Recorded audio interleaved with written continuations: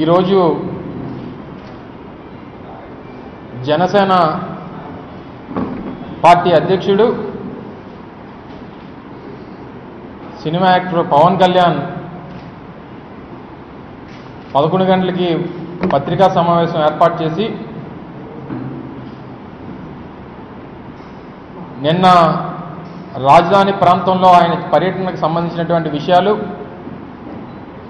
ఈ రాష్ట్రానికి సంబంధించినటువంటి విషయాల మీద ఆయన మాట్లాడినటువంటి విషయాలు అందరం చూసాం. ఇంత సడన్గా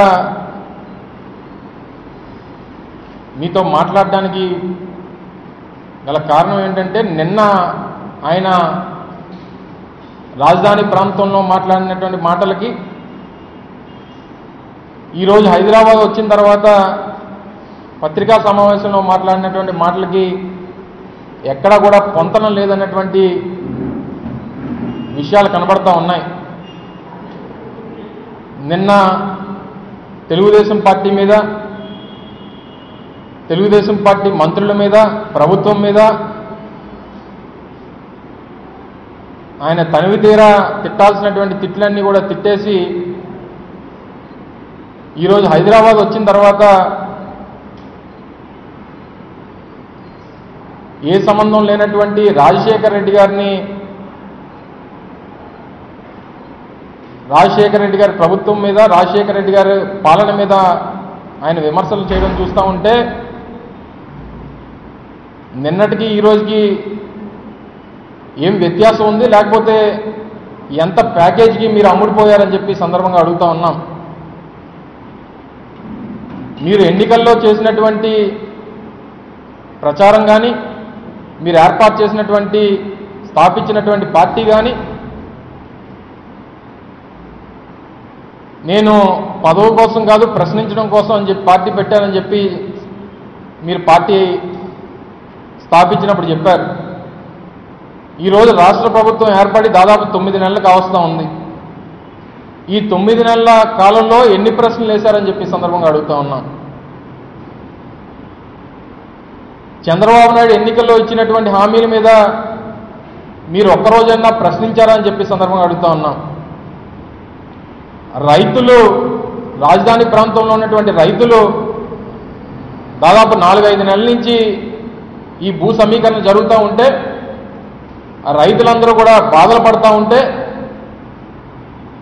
నిన్న కాక మొన్న నారాయణ గారు భూ సమీకరణ అంతా పూర్తయిపోయింది అని చెప్పి ఒక స్టేట్మెంట్ ఇచ్చిన తర్వాత ఈయన నిద్ర లేవడం జరిగింది. సమీకరణ అంతా అయిపోయిన తర్వాత అక్కడ ఉన్నటువంటి వాళ్ళ పార్టీ కార్యకర్తలే పవన్ కళ్యాణ్ ప్రశ్నిస్తామన్నావు, ఎక్కడున్నావు నువ్వు, వచ్చి ప్రశ్నించని అడిగితే సమాధానం చెప్పుకోలేక నిన్న గుంటూరు ప్రాంతం పర్యటనకి వెళ్ళాడు, రాజధాని ప్రాంతంలో పర్యటించాడు. అక్కడ రైతులు చెప్పినటువంటి బాధలు విని అవసరమైతే ఆమరణ నిరాహార దీక్ష కూడా చేస్తామని చెప్పి ప్రకటన చేశాడు. రాత్రి హైదరాబాద్ వచ్చాడు. ఉదయం లేచేసరికి మళ్ళీ ఏం ప్యాకేజు ముట్టిందో, లేకపోతే చంద్రబాబు నాయుడు గారు ఆయన కాల్ షీట్లు ఎంత పెట్టి కొన్నారో తెలియదు, కానీ ఆయనకి సినిమాల్లో అలవాటు ఉన్నటువంటి డైలాగులు, సినిమాల్లో మనందరూ చూస్తూ ఉంటాం, సినిమాల్లో వెనకాతల డైరెక్టర్లు డైలాగులు ప్రాంప్టింగ్ చెప్తూ ఉంటే హీరోలు, యాక్టర్లు కూడా ఆ డైలాగ్ ప్రాంప్ట్ చేస్తూ ఉంటారు. తెర వెనకాతల చంద్రబాబు నాయుడు ఉండి ఏం మాట్లాడాలో చెప్తా ఉంటే ఈయన కూర్చొని మాట్లాడుతూ ఉన్నాడు. ఈరోజు పాత్రికేయ మిత్రులు అందరూ కూడా అడగడం జరిగింది, ప్రత్యేక హోదా గురించి మీరు ఎందుకు ప్రశ్నించట్లేదని చెప్పనంటే, బీజేపీ మీద మీ స్టాండ్ ఏంటంటే, బీజేపీ ఈ రాష్ట్రానికి అన్యాయం చేసింది, బీజేపీ ఇచ్చినటువంటి మాట తప్పింది అని చెప్పినటువంటి మాట చెప్పాడు. ఇంకొక పాత్రికేయ మిత్రుడు తెలుగుదేశం పార్టీ ఎన్నికల్లో ఇచ్చినటువంటి రైతు రుణమాఫీ కానీ, డ్వాక్రా మాఫీలు కానీ, నిరుద్యోగ వృత్తికి సంబంధించినటువంటి విషయాలు కానీ, ఇప్పుడు రాజధాని ప్రాంతంలో చేస్తున్నటువంటి అన్యాయం గురించి మీరు సమాధానం చెప్పండి అని అంటే తెలుగుదేశం పార్టీ గురించి అంటాడు, ఈ రాష్ట్ర ప్రభుత్వం దగ్గర డబ్బులు లేవు, చంద్రబాబు నాయుడు గారికి రైతు రుణాలు మాఫీ, అన్ని రుణాలు మాఫీ చేయాలనే ఉద్దేశం ఉంది, కానీ ఈ రాష్ట్ర ఖజానాలో డబ్బులు లేకపోవడం వల్ల చేయలేకపోతున్నారు అని చెప్పి సమాధానం చెప్తా ఉన్నాడు. అంటే క్లియర్గా అందుకని మొన్న ఒక సందర్భంలో జనసేన అనే పార్టీ పెట్టావు, జనసేన కంటే ధనసేన అని చెప్పి నువ్వు పార్టీ పేరు మార్చుకుంటే నీకు కరెక్ట్గా నీ పార్టీ పేరుగా బాగుంటుందని చెప్పి మేమైతే నమ్ముతా ఉన్నాం. ఈరోజు రాష్ట్ర ప్రజలు కానీ ముఖ్యంగా రాజధాని ప్రాంతంలో ఉన్నటువంటి రైతుల సమస్యల మీద మన జగన్మోహన్ రెడ్డి గారు అన్ని ప్రాంతాల్లో పర్యటించారు. దాని ముందు నుంచి పార్టీ ఎమ్మెల్యేలు అందరూ కూడా ఎప్పటికప్పుడు రాజధాని ప్రాంతంలో పర్యటిస్తూ ఉన్నారు, వాళ్ళ సమస్యలు తెలుసుకుంటా ఉన్నారు, వాళ్ళకి బాసటగా నిలిచారు. నిన్నేమో వచ్చి సింగపూర్ లాంటి రాజధాని అవసరమా ఈ రాష్ట్రానికి, సింగపూర్ రాజధాని నిర్మాణం చేయడానికి దాదాపు 50 సంవత్సరాలు పట్టింది, మరి మన రాజధాని నిర్మాణానికి ఎన్ని సంవత్సరాలు పడుతుందని చెప్పి క్వశ్చన్ మార్క్ చెప్పావు. దాంతోపాటు 33,000 ఎకరాలు ఈ రాజధానికి అవసరమా, 5-6 ఎకరాలు ఉంటే సరిపోదు కదా అన్నటువంటి మాట నేను చెప్పావు. అసలు ఈ నిర్మాణం చేయడానికి రాజధాని నిర్మాణం చేయడానికి డబ్బులు ఉన్నాయంటే మా చంద్రబాబు నాయుడు దగ్గర ఆయన ఖజానాలో డబ్బులు లేవు అని చెప్పి ఆ మాట కూడా నువ్వే చెప్తావు.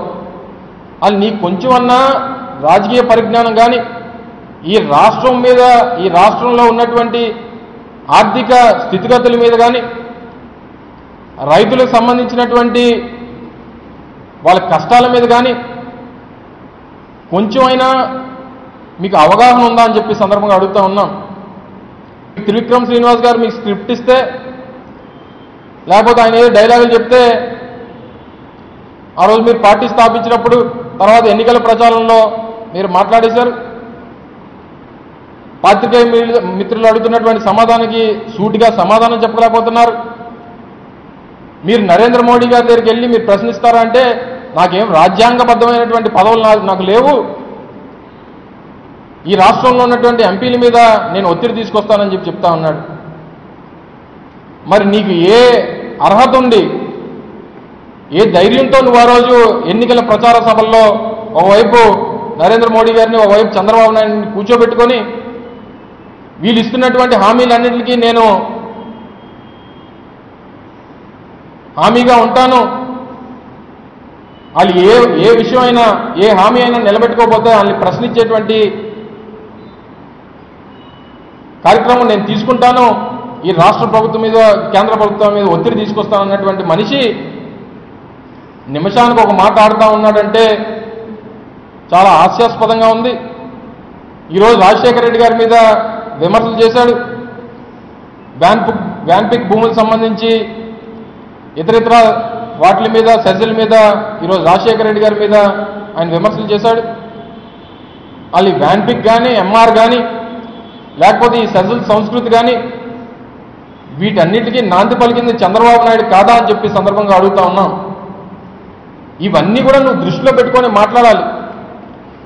ఏదో చంద్రబాబు నాయుడు స్క్రిప్ట్ పంపించాడు కదా, మా డైరెక్టర్ ఏదో పంపిస్తా ఉన్నాడు, director come producer Chandrababu Naidu ఉన్నాడు, ఆయన ఏం చెప్తే మాట్లాడకపోతే మళ్ళీ కాల్ షీట్లు వచ్చేటువంటి పరిస్థితి ఉండదు, మనకి మళ్ళీ కొత్తగా యాక్టింగ్ చేయడానికి అవకాశం ఇవ్వడని చెప్పి ఉద్దేశంతో ఆయనకి నువ్వు దాసోహం అయిపోతే ఈ రాష్ట్ర ప్రజలు చూస్తూ ఊరుకునేటువంటి పరిస్థితి ఉండదు అని చెప్పి సందర్భంగా తెలియజేస్తా ఉన్నాం. ముఖ్యంగా రాజధాని ప్రాంత రైతులకు సంబంధించినటువంటి విషయాల్లో కానీ ఈ రాష్ట్ర ప్రజలకి అటు బీజేపీ కానీ తెలుగుదేశం పార్టీ కానీ ఇచ్చినటువంటి హామీలపైన ఎప్పటికప్పుడు ప్రధాన ప్రతిపక్షంగా వైఎస్ఆర్ కాంగ్రెస్ పార్టీ నిరంతరం ప్రజల మధ్య ఉంటుంది, వాళ్ళ పక్షాన పోరాటం చేస్తాం. ఎన్నికల్లో ఈ పార్టీలు ఇచ్చినటువంటి హామీలు నిలబెట్టుకునేంత వరకు కూడా వైఎస్ఆర్ కాంగ్రెస్ పార్టీ ఈ ఆంధ్ర రాష్ట్ర ప్రజల పక్షాన్ని నిలబడుతుందని చెప్పి మరొకసారి మీ అందరికీ తెలియజేసుకుంటూ సెలవు తీసుకుంటా ఉన్నా.